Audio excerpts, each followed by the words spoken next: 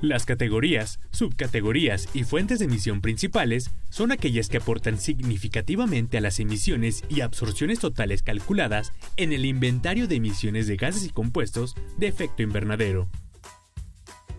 En un inventario puede haber más de una categoría, subcategoría o fuente de emisión principal, en el caso de que el 95% de las emisiones totales se alcance sumando varias categorías, subcategorías o fuentes de emisión.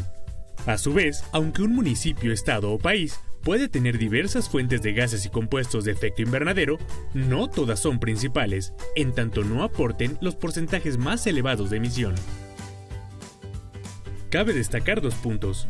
Primero, las categorías principales se calculan considerando las emisiones por tipo de gas y compuesto de efecto invernadero que emiten. Segundo, el IPCC usa el concepto categorías principales para englobar las categorías, subcategorías y fuentes de emisión principales. Su identificación te permite conocer las actividades que aportan entre el 90 y el 95% de las emisiones. Por lo tanto, ayuda a priorizar los recursos destinados a elaborar tu inventario y aumenta su nivel de calidad. Existen 2 métodos para identificar las categorías principales. El primero te permite reconocerlas tomando en cuenta las emisiones y absorciones calculadas en el último año del inventario o durante un periodo determinado. El segundo método las identifica en relación con la incertidumbre del último inventario o de un periodo determinado. Ambos métodos utilizan las directrices del IPCC 2006. Ahora explicaremos cómo se determinan las categorías principales de tu inventario utilizando el método 1. Una vez que conozcas todas las categorías, subcategorías o fuentes de emisión presentes en tu inventario, deberás ordenarlas en una tabla que incluya código del IPCC, categoría, gas de efecto invernadero a evaluar, emisiones o absorciones del último año, el valor absoluto de esas emisiones o absorciones y la evaluación del nivel. Este último dato lo obtendrás al aplicar la fórmula valor absoluto de las emisiones en el año entre la sumatoria de las emisiones y absorciones de todas las categorías, subcategorías y fuentes de emisión. En esta tabla, la primera fila corresponde a la categoría Producción de energía eléctrica, siendo el gas de efecto invernadero a evaluar CO2, y su valor absoluto es de 119.152.59. Al aplicar la fórmula mencionada, la evaluación de nivel resulta .432. La segunda fila también corresponde a la categoría Producción de energía eléctrica, pero el gas de efecto invernadero a evaluar es CH4 y la evaluación de nivel resulta .004.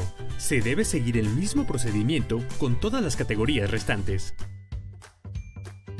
Cuando tengas completa la información de tu tabla, deberás ordenar los datos por evaluación de nivel de mayor a menor.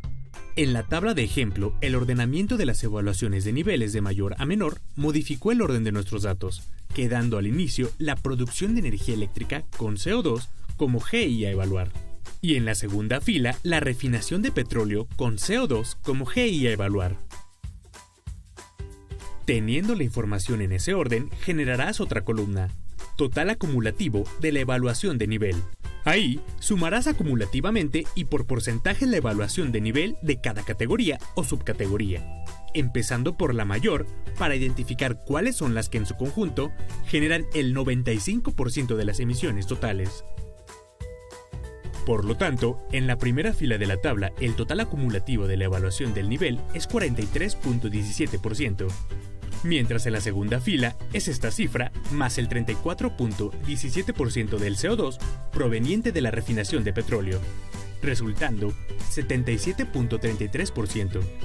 Podemos observar que al llegar a la octava fila alcanzamos el total acumulativo de la evaluación del nivel de 95.87%, lo cual significa que son estas primeras 8 categorías, subcategorías y fuentes de emisión las categorías principales del inventario. El método 2 se realiza de la misma manera, pero considerando la incertidumbre de cada categoría, subcategoría y fuente de emisión. Después de que una categoría, subcategoría o fuente de emisión es identificada como principal, se deben revisar de nuevo todos los datos y métodos para garantizar que sean correctos. Esto ayudará a disminuir la incertidumbre del inventario. Además, permite enfocar acciones de mitigación para evaluar la reducción de emisiones de gases y compuestos de efecto invernadero. Siempre se debe documentar y resguardar toda la información generada en el análisis de las categorías, subcategorías o fuentes de emisión principal como una práctica de transparencia para la calidad del inventario.